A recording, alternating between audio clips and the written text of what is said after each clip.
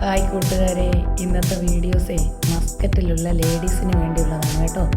അപ്പം നമ്മുടെയൊക്കെ എല്ലാവരുടെയും ശ്രദ്ധയ്ക്ക് നമ്മുടെ മസ്കറ്റ് റൂബി സെൻറ്ററിൻ്റെ നടുമധ്യത്തായിട്ട് ആലൂക്കസ് ജ്വല്ലറിയുടെ ആ ഭാഗത്താണ് ഈ ഒരു ലേഡീസ് സെൻറ്റർ ഉള്ളത് കേട്ടോ.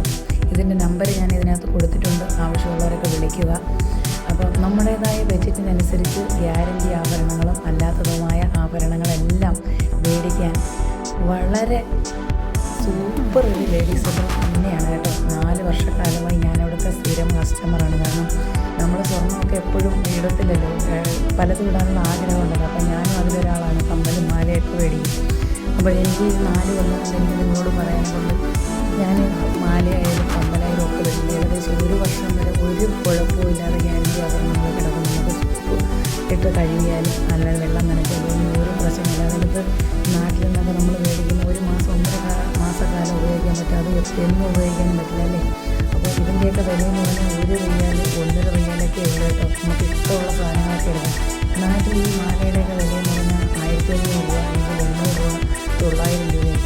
അതേ അപേക്ഷിച്ച് ഇത് നല്ല വിലക്കുറവിൽ നമുക്ക് കിട്ടുന്ന ഒരു കടയാണ്. ഞാൻ ഈ മസ്കറ്റിൽ വന്നിട്ട് ഒരുപാട് വലിയ വലിയ ഷോപ്പുകളിലൊക്കെ പോയിട്ടുണ്ട് കേട്ടോ. അപ്പോൾ അവിടെയൊക്കെ ചെയ്യുമ്പോൾ നമ്മുടെ ബഡ്ജറ്റിനനുസരിച്ച് വില കേൾക്കുമ്പോൾ നമ്മൾ അതുപോലെ ഇറങ്ങി പോരും. അങ്ങനെ ഒരാൾ പറഞ്ഞറിഞ്ഞാണ് ഞാൻ ഈ കട തേടി പിടിച്ച് അവിടെ ചെന്നത്. പക്ഷേ ഒരു മലയാളിയാണ്, എന്തിനറിയുന്നു, മലയാളിയാണ് പറഞ്ഞിട്ട് കാര്യമില്ല. നല്ല മനസ്സാക്ഷിയുള്ളൊരു മനുഷ്യനാണ്. ഇപ്പോൾ ഈ വീഡിയോ പരസ്യം ചെയ്യാൻ എന്തിനാ എടുക്കുന്നത് ചോദിച്ചാൽ ചുമ്മാ എടുക്കുമെന്നോ. ഒരു പരസ്യം ചെയ്യാനൊന്നും അദ്ദേഹം എന്നോട് പറഞ്ഞ പരസ്യം ചെയ്യാതെ തന്നെ ആ കടയിൽ ഇഷ്ടം പോലെ കസ്റ്റമറുണ്ട്, നല്ല കച്ചവടമുണ്ട്. കാരണം എന്താണെന്ന് പറഞ്ഞാൽ ആ ബിസിനസ് എങ്ങനെ കൊണ്ടുപോകണമെന്ന് അറിയാവുന്നൊരു മനുഷ്യനാണ്. ഓരോ പെരുമാറ്റ രീതി നമ്മൾ ഇപ്പോൾ അതാണ് മുതലാളി കേട്ടോ. അപ്പോൾ നമ്മൾ ഇതിനകത്ത് ഇപ്പം 553 റിയാലാണ് വിലയിട്ടേക്കുന്നത്. അപ്പോൾ അത് നമ്മുടെ കയ്യിൽ കാശില്ലെങ്കിൽ പോലും നമ്മുടേതായ ഒരു 500 പൈസ വെച്ച് നമുക്ക് തരും. ഏത് ഷോപ്പിൽ നിങ്ങൾ പോയി നോക്കൂ, ഇതിനകത്ത് ഒരു മാലയോ കമ്മലോ നിങ്ങൾ മേടിച്ചിട്ട് ഈ മസ്കറ്റിലുള്ള ഏതെങ്കിലും ഒരു ഷോപ്പിൽ ചെന്നിട്ട് വില ചോദിക്കാമെങ്കിൽ നിങ്ങൾ ഞെട്ടും. അപ്പം നിങ്ങൾ വിചാരിക്കും നമുക്ക് ഓൺലൈൻ കച്ചവടം ചെയ്താലോ എന്നും വിചാരിക്കും. അങ്ങനെയുണ്ട് ഇവിടെ നിന്നൊക്കെ കൊണ്ടുപോയി കച്ചവടം ചെയ്യുന്നത്. കാരണം എന്താണെന്ന് വെച്ചാൽ ഇദ്ദേഹം എവിടെ നിന്നാണ് ഈ ആഭരണങ്ങളൊക്കെ എടുക്കുന്നതെന്ന് എനിക്കറിയില്ല.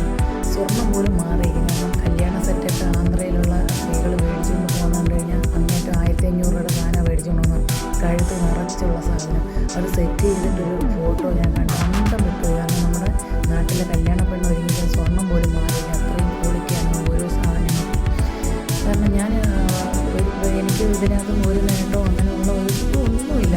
എനിക്ക് സുഖമായിട്ട് ഞാൻ അവിടെ ചെന്നപ്പോൾ എനിക്ക് തന്നെ തോന്നുന്നു അതിലൊരു പേടി എടുത്തില്ലായിരുന്നു. കാരണം ഈ മസ്കറ്റിൽ നമ്മളെപ്പോലുള്ള ഒരുപാട് സാധാരണക്കാർക്ക് പറ്റിയൊരു കടയാണ് കേട്ടോ.